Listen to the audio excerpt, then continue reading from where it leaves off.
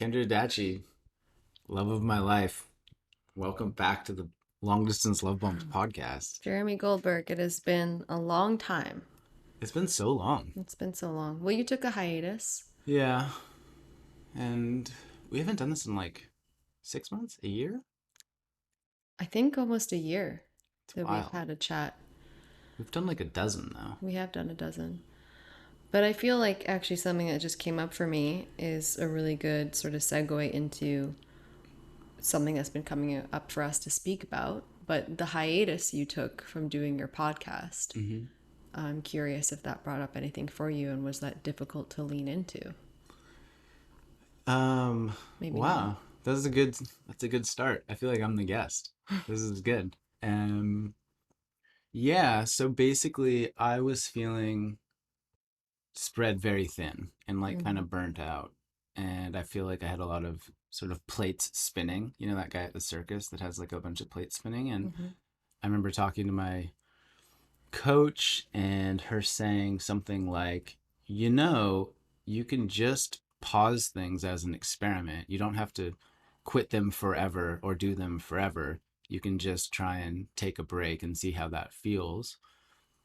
And I remember putting my head in my hands and being like, wow, I never considered that because the way I was looking at it was I'm doing this. I have a podcast. I do it every week, like the end. Mm-hmm. So that was a really helpful frame. And then I spoke on one of the last episodes to Demir Bentley, and he talked about when you say no to things, it should bring a tear to your eye.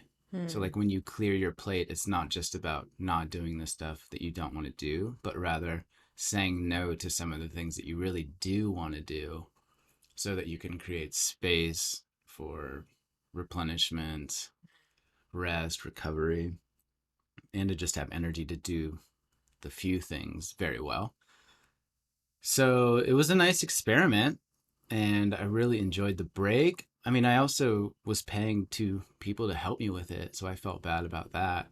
Like that I'm Oh, it's taking money out of their pockets interesting. and that they're going to be disappointed or upset at me. And then the listeners, like, there's people that love the podcast and they're going to feel let down and they're not going to like me or they're going to go away forever. So lots of stories came up for sure. But I think that in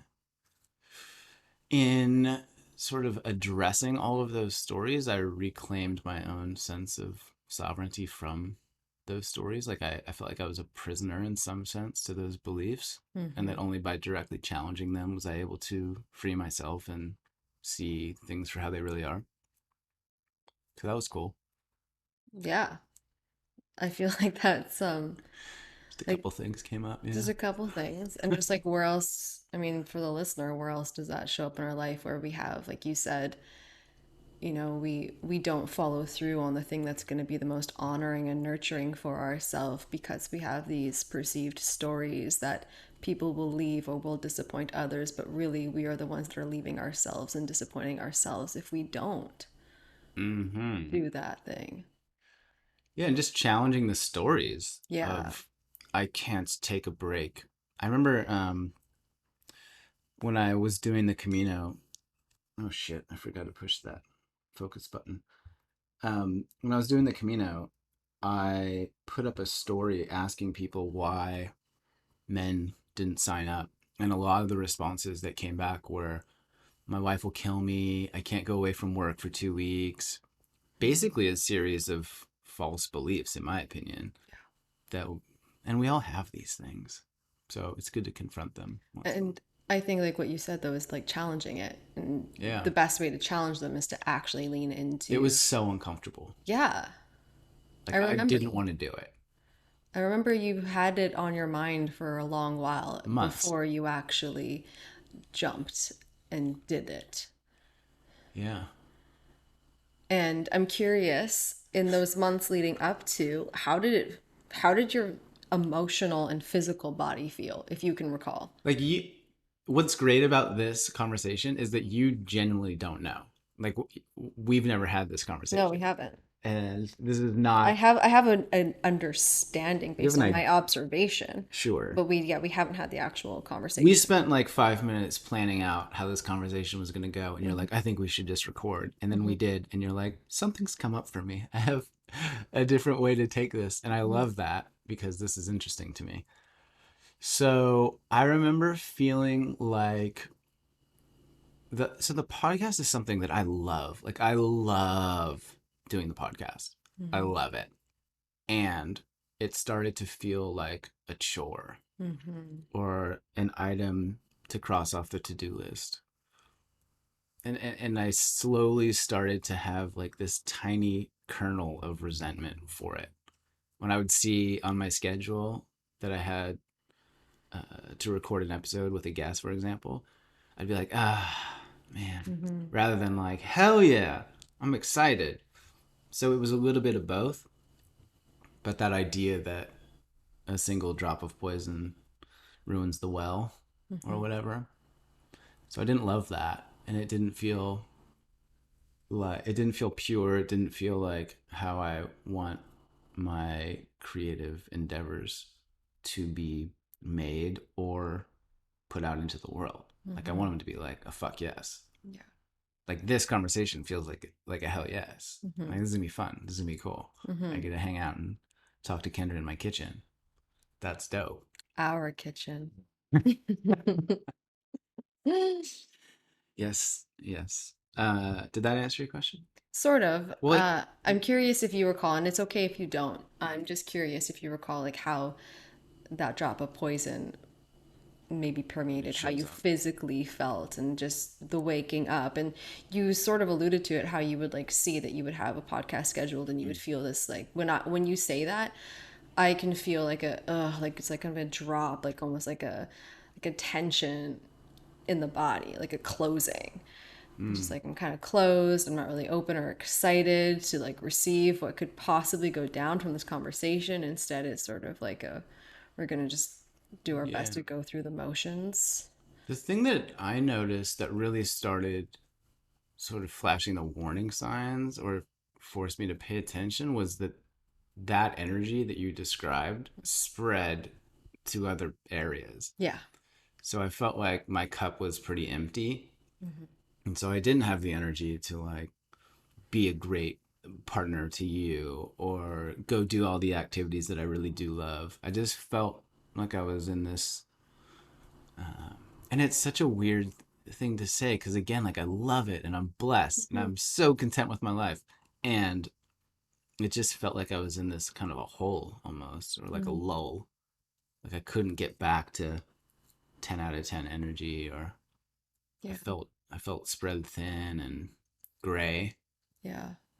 and like just tired, Yeah. tired and like irritable, more irritable than normal, and that slowly built through time, Hmm. which I'm sure you picked up on I did. because you're a heart antenna.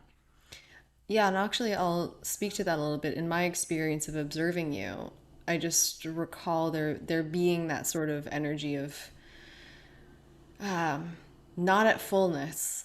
It was like you were not at fullness, like the vibrant, excited, like playful Jeremy that is here, and I know, and I love, wasn't as present. I didn't feel him as often, which is okay.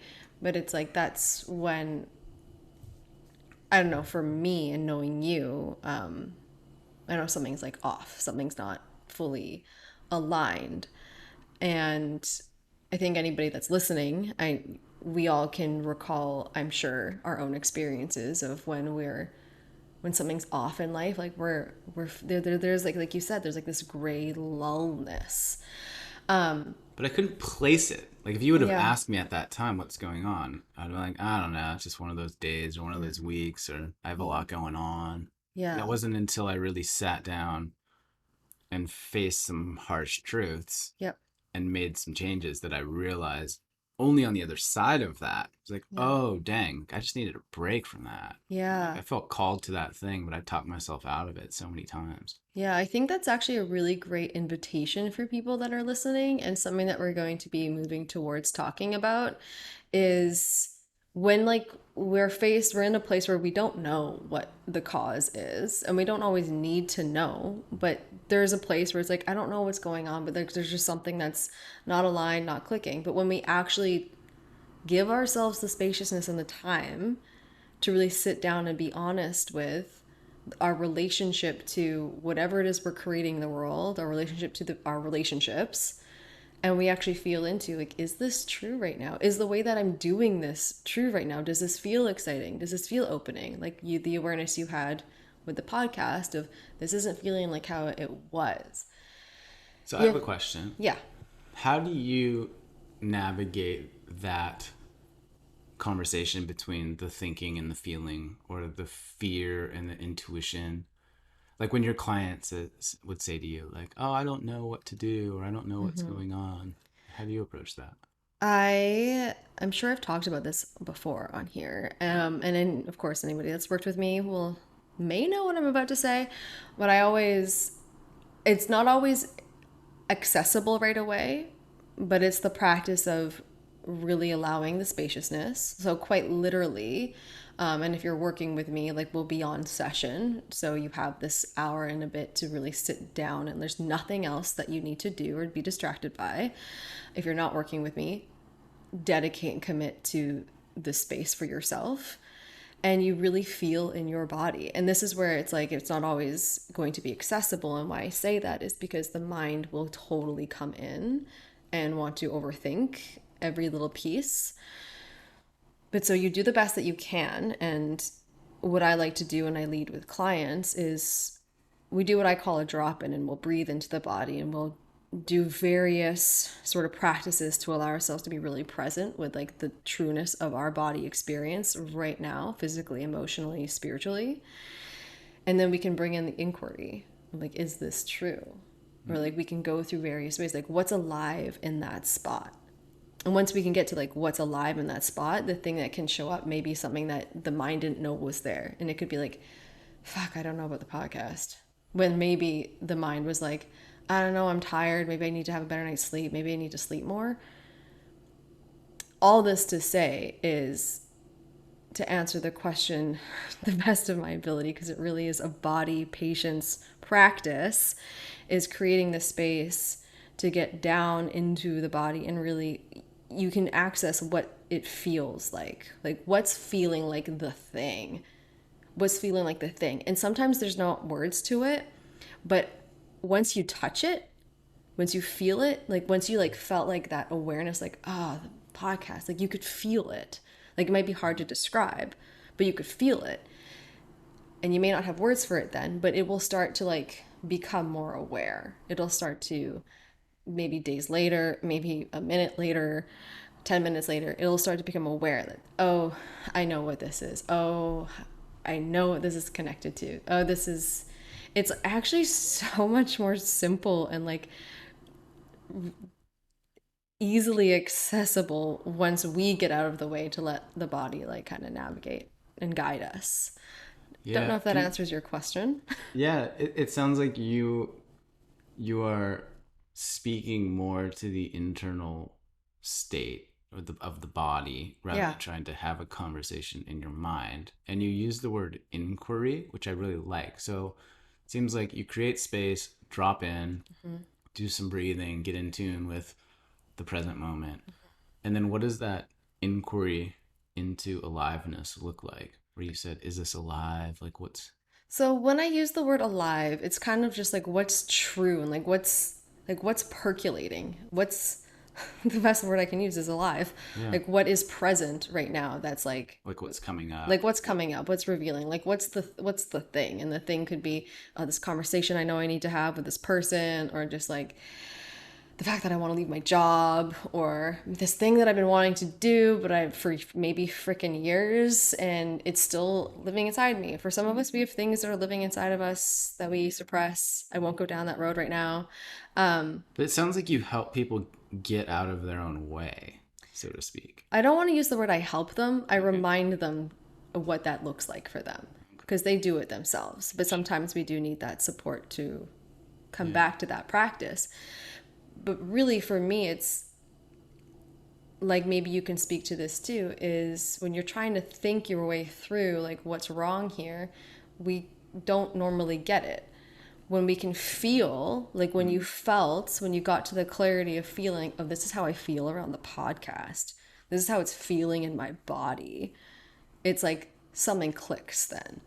Does that make sense? Hmm? Like the body knows the sensation of this is open, this is exciting. Like when you first started and you're like, this is exciting, this is a fuck yes.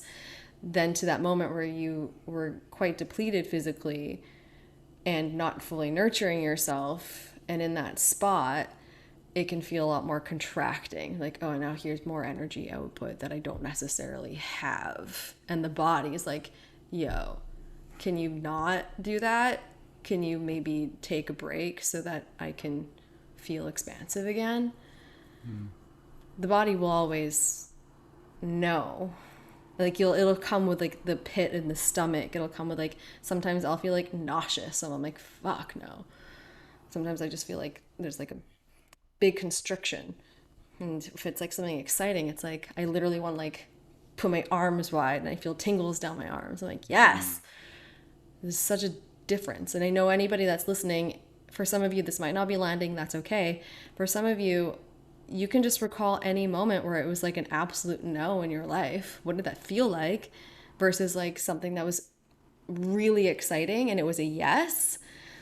Yeah, I picture the difference between like when a runner crosses the finish line of a marathon and their arms are up in the air and their chest is out and Mm-hmm. there's like a bigness or an Mm-hmm. expressive, expansive, Mm-hmm. smiley vibe versus arms across your chest, shoulders hunched, feeling Mm-hmm. a little bit like trying to hide from the situation or from yourself or from your truth or from your life. This little like wah wah energy Mm-hmm. and trying to navigate or differentiate between those two states, but also what's causing those two states. Does that make sense? It makes sense. And I think it's important to also bring in, and not to confuse, because the mind might get confused here, but sometimes we can have, just as you said, the stories and beliefs that that people believe, I'll disappoint people, Mm. that those can get so loud that that can create like the fear of choosing the thing that's true. And they're so loud, but also so abundant. Like there's so many of them Mm-hmm. sometimes. I find that I get lost in my head and it's like a chorus or a choir Mm-hmm. of just stories. And then because of all of that noise, I forget Yeah. that thoughts are not truth. Yeah. And then my body kind of will remind me of that Yeah. in odd or serendipitous or disastrous ways. Yeah. It's like, bro, that's not true. What are you talking about? Or, And that's like the practice. And that's why you have teachers and mentors, and I yeah, have teachers and mentors, sure. because it happens. Get off track. It happens. And yeah, for me, like while I'm human, and this definitely happens, it is part of my pretty near daily practice to consistently be with, well, what's true here? And sometimes full honesty, and this is also having full approval for as we navigate these moments in our life, is we choose the fear and we choose the narratives.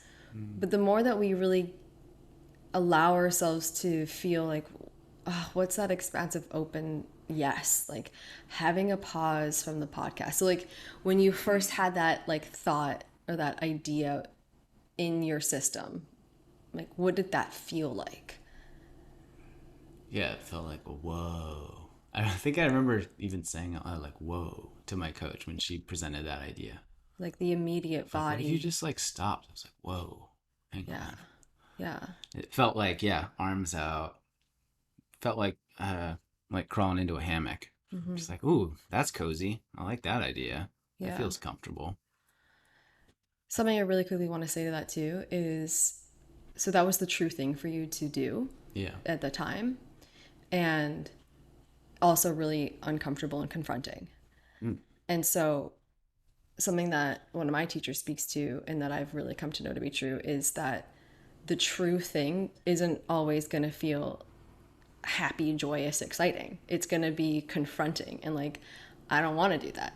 Mm-hmm. Because then again, those beliefs are going to come up and like, but they'll leave me. And this is what I do. Like, this is what I do. I do the podcast. This is what I do.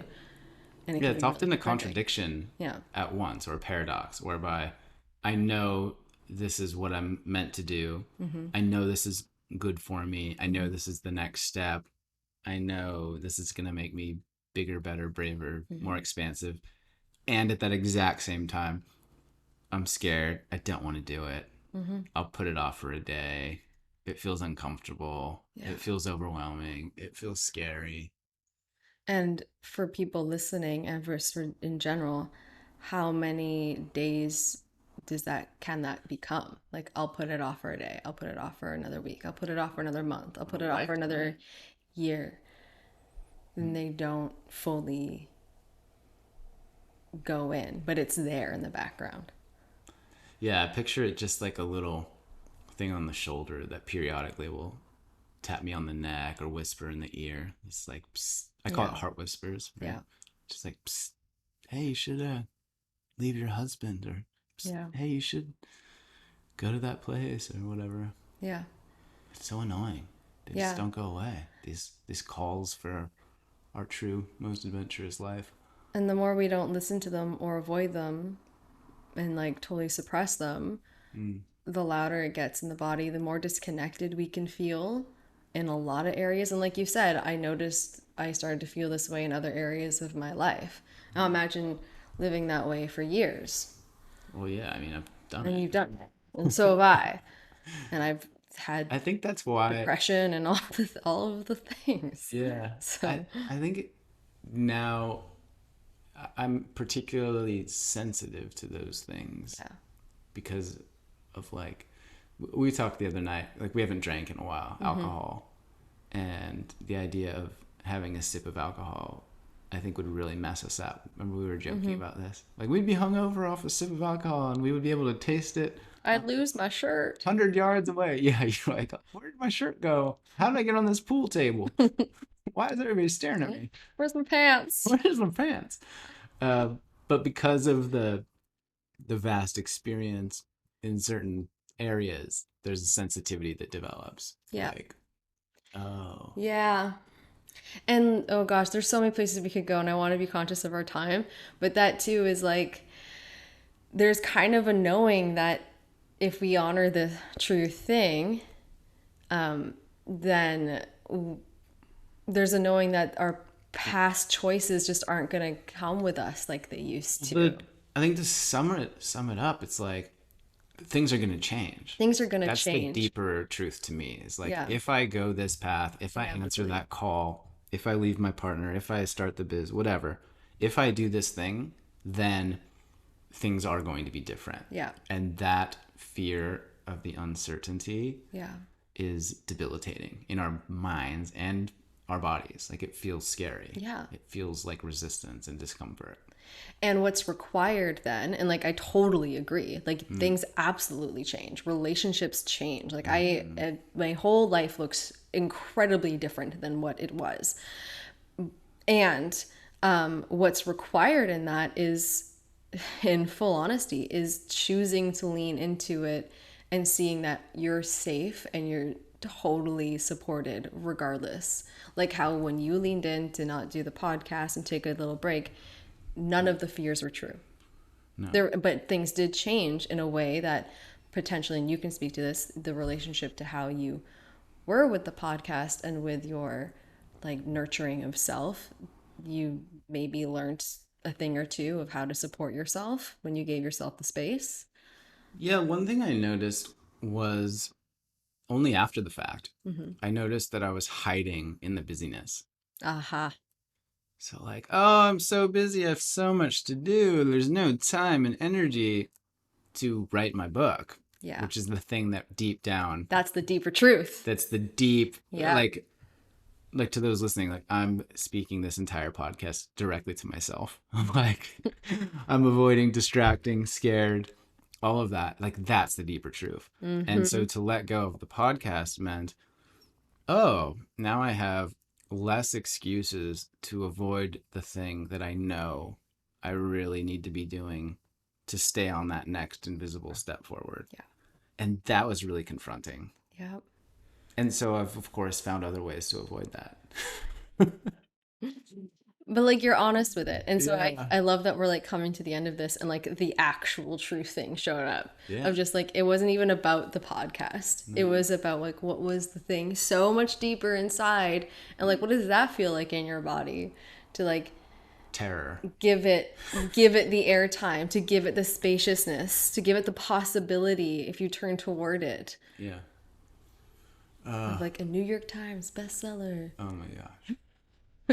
So anybody that's listening, I guess the invitation here as well is like if this resonated at all, just taking a look or feeling into the places that feel like no, I can't. You have X, Y, and Z, story around. No, I couldn't do that because this, like the dudes that didn't sign up for your Camino.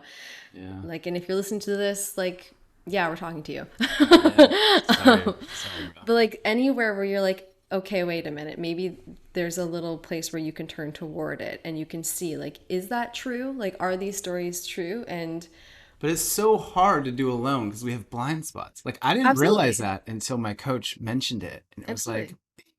Me too. I see the light. Me too. Yeah. Yeah, 100% me too. And so that's why we are doing our coaching, our group coaching thing again. It's not called the group coaching thing anymore. We're actually renamed it to Lean In because that's really a huge energy of it. And we only do it once a year. But what we've come to really learn from our experience of running this 6 times now is that this is like the energy of what really ends up happening is people really get to see and reveal the places where they haven't been fully honest of what they want to either stop, either begin, jump to do, and even deeper under that, like what's been revealed for you, Jeremy, is I well, need what has this been actually avoiding altogether? What's the actual true thing that I've been really wanting to do?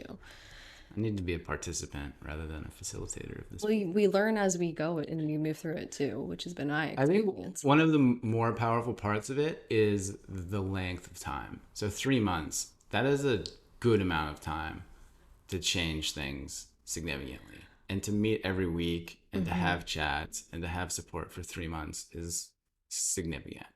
And to have like the access to us and Yeah.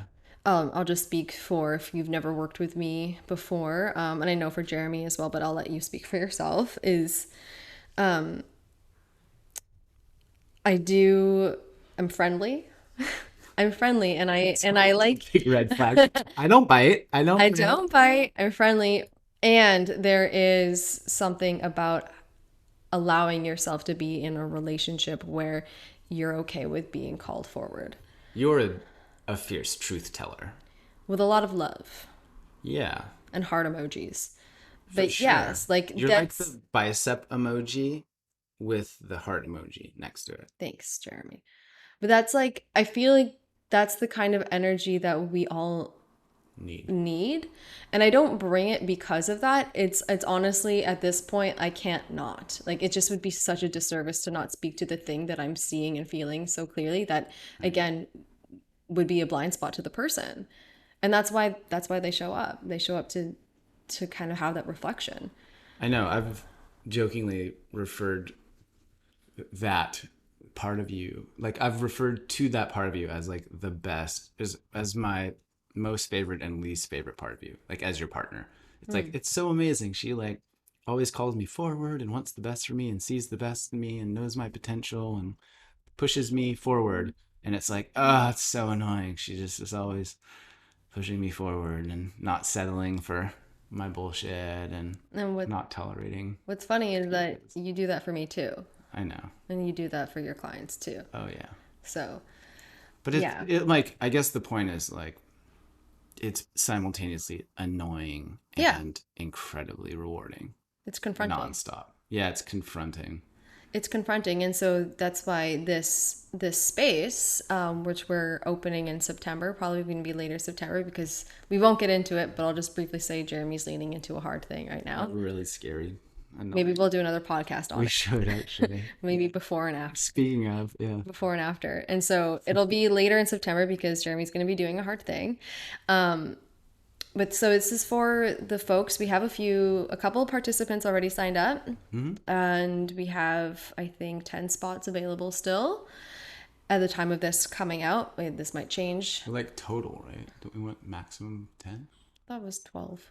Okay, well, somewhere in there. Somewhere in there. What feels true. But so this is for the people that feel the call to like lean in and say, yeah, like let's call me forward. Like like we're going to be confronted and we agree and But held.